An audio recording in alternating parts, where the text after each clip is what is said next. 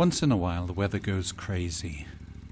After cold, snow, freezing rain and rain, all in the space of a few hours, the temperature suddenly jumped into double digits Celsius, and the sun actually shone as if it meant it, at least for a few hours.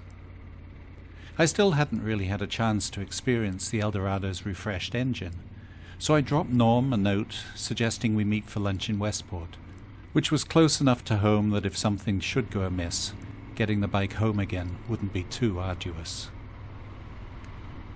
Of course, nothing did go amiss. The bike ran beautifully. So well, in fact, I found myself thinking about riding it on long tours to distant places again.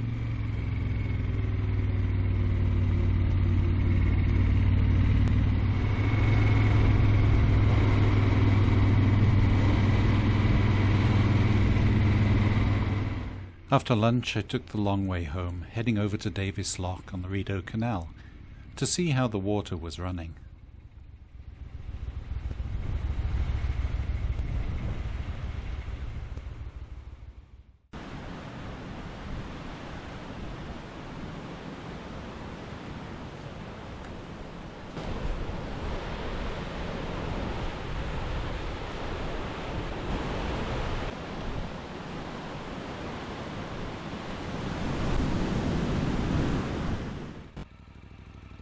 By the time I was halfway home, I was already thinking of the modifications I would do to make for a comfortable life on the road.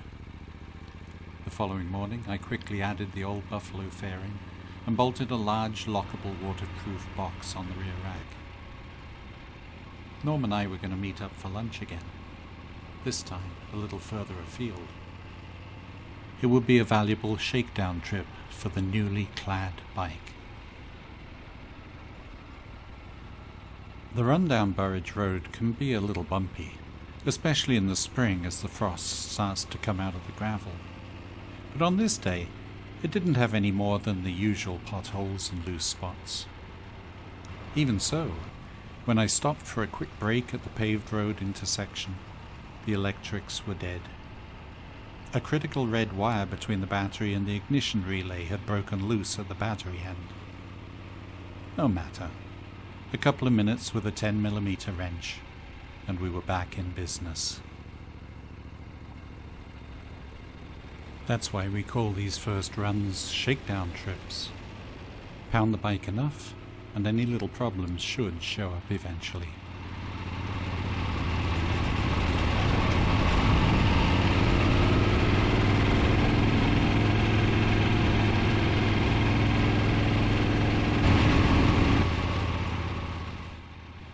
The rest of the ride was entirely trouble-free. When I checked it over in the garage at the end of the day, there were no leaks, and it was still running sweetly. Before I go anywhere, I'll need to retorque the cylinder head bolts and adjust the valve clearances, as after these first few miles the new head gaskets may have compressed a little. I really should check the ignition timing with a strobe light. In fact, I've been instructed in no uncertain terms by the fellow who rebuilt the engine to do that.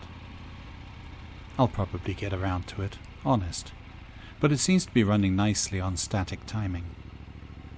We shall see.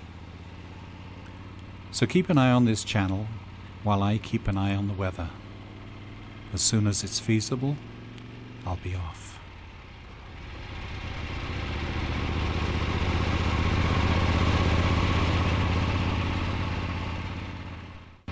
My motorcycle books are available on Amazon and Audible in paperback, digital and audiobook formats. The audiobooks are narrated by me. There's none of that pesky AI stuff here.